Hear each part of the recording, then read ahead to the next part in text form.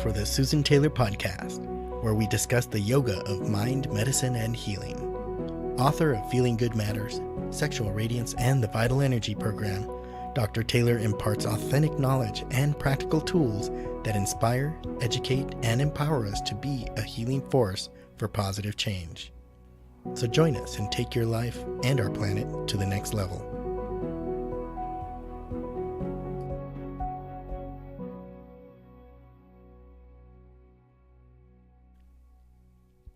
Hello and welcome to episode 69, Does Fasting Improve Our Vitality?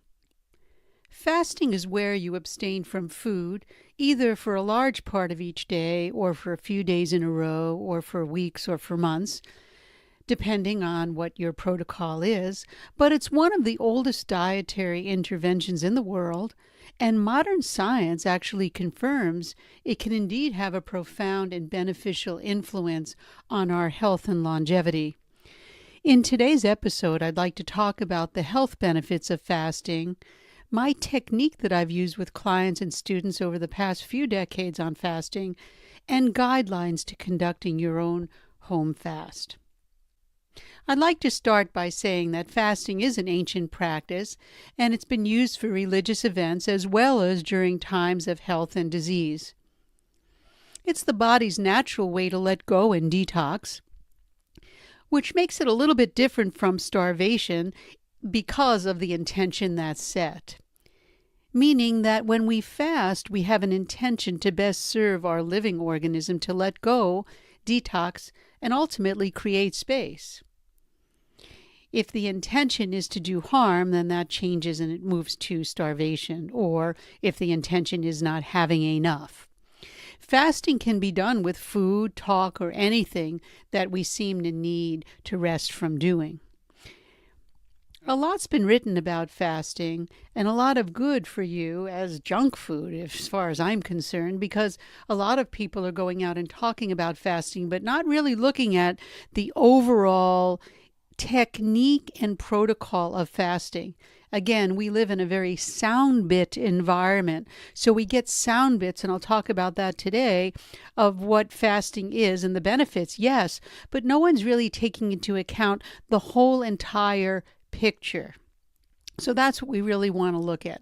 Fasting was where the body really needs time to rest from the daily activity of digestion rather than dealing with any of the sound bites that we're getting what fasting is all about. And here's what I mean by sound bites and what I'm really talking about. In a paper, A Time to Fast, which published in November of 2019 in the issue of Science, it reviewed many of the health benefits of fasting. And some of those benefits that they spoke about was the adjustment of meal size and frequency, helping to really postpone the onset of disease and delay aging. They talked about periods of fasting with or without energy intake can have profound health benefits. So that's substantial, and we can prove that in science.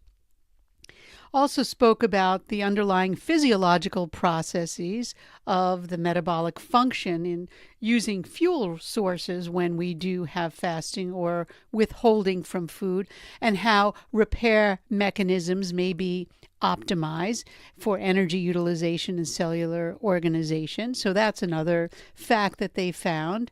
They also talked about directing the integration of balanced, nutritious diet with controlling meal size and patterns and periods of fasting to develop strategies to prevent and postpone and talk about chronic diseases associated with aging. In general, they came around by saying prolonged reduction of dietary intake, we know that caloric intake, and periodic fasting cycles have the power to delay the onset of disease and increase longevity. Well, this is what I always say though, digestion of these statements in general, they're general statements with facts that have proven to be positive, but they lead to a soundbite technology that we become immersed in. And that's where the whole intermittent fasting came about, how people are fasting using coffee, using stimulants, using all sorts of protocols thinking that they're doing more benefit to their body. So we take one idea, we run with it, and it's been going on for centuries, and we create a whole health movement out of that. And I'm here to tell you that soundbite technology really, really doesn't work, and it actually causes more harm than good. But let people have their own experience, and perhaps I can offer some information that will shed light on this. So let me talk about fasting, because it's been a subject of my research interest for more than 2 to 3 decades. And I know all about the physiology of fasting and its psychological effects, because I fasted myself numerous times, keeping scientific journals and actually modulating and measuring my own physiological responses. So let's talk about it. When we stop eating, our body goes into autolysis, which is self-digestion, after the first 3 days. It begins by the breakdown of much of our worn-out aged tissue, and it eliminates toxins through the bowels and skin. Now, if you've been on a really poor diet, that's not going to be helpful for you. So you want to also drink plenty of water during this time, during these first couple of days, because you have to flush the kidneys and flush out any toxins. I always recommended diluted fruit and vegetable juices because of what I just said. Most people are on not very healthy diets. You know, there's the preparation for a fast and the coming out of a fast. And that's where people, again, the soundbite technology just says fast. And I just came from India, and people were talking about doing these intermittent fasting, how they'll just eat one meal a day and they're losing weight. Well, that's great. But they're saying, and then they have one day where they eat all junk food to stir their body into a shock treatment, etc. And when I hear this nonsense, my head just spins, and I just think, wow, that's what people are actually getting from what they're reading in the media. Because most people fast for the wrong reasons, though they don't recognize the side effects. You know, lengthy fasting, which I've done, is not an ideal way to cleanse the body nor lose weight, though you will lose weight. And these sudden fasts, well, you could gain 3 pounds in a week. You know, it's not something for weight loss and doing sudden fast. It's better to not eat anything for 3 days and really come in and go out of a fast than to just do these intermittent types of things that are shocking the body. We don't want to shock the body. It's like taking a shower in ice water, you know, after heavy exercise. That's what most people are doing with these types of shock treatments and fasts. The worst results or the best results actually come after a fast ends.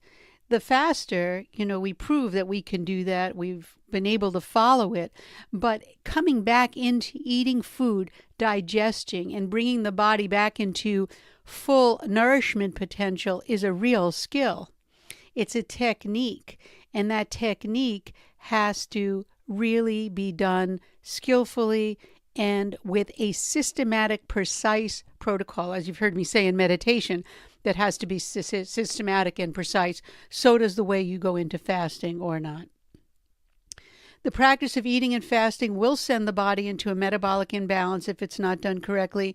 And in effect, the liver will try to accommodate the nutrient fluctuations, and because it really doesn't know what's happening to it.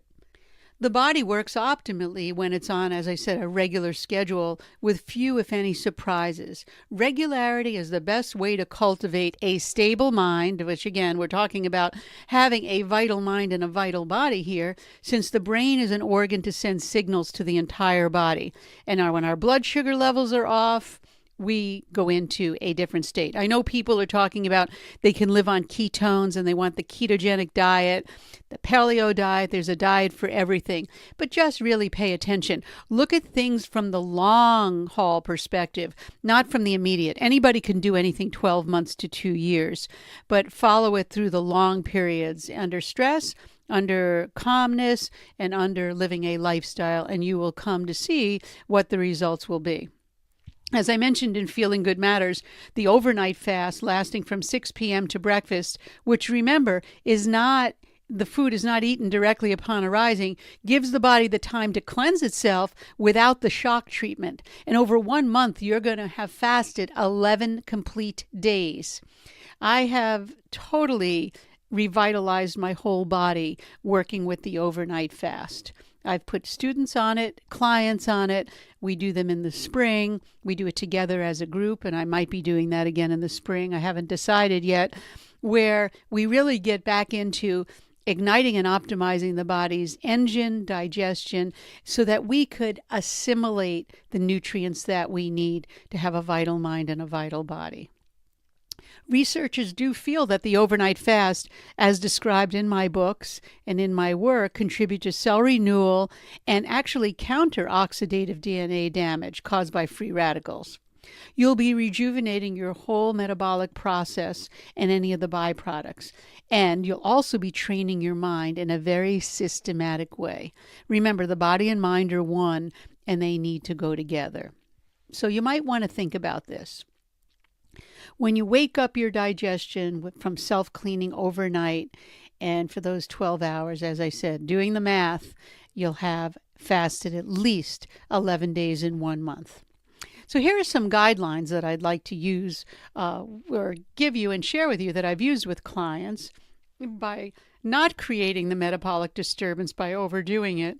And overdoing it means shocking the body and not having a systematic, precise way, and a diet that supports really honoring and nourishing your cells, the cells of your body and the cells and the vibratory quality of your mind.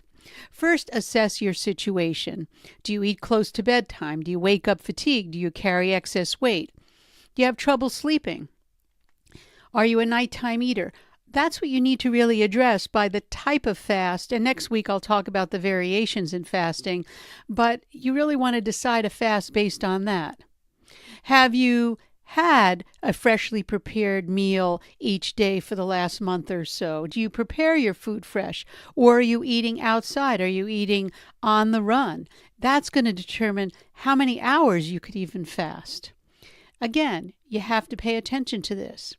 Include freshly made teas and pure water throughout the day if you're going to try the overnight fast. So what you want to do is you want to assess your situation.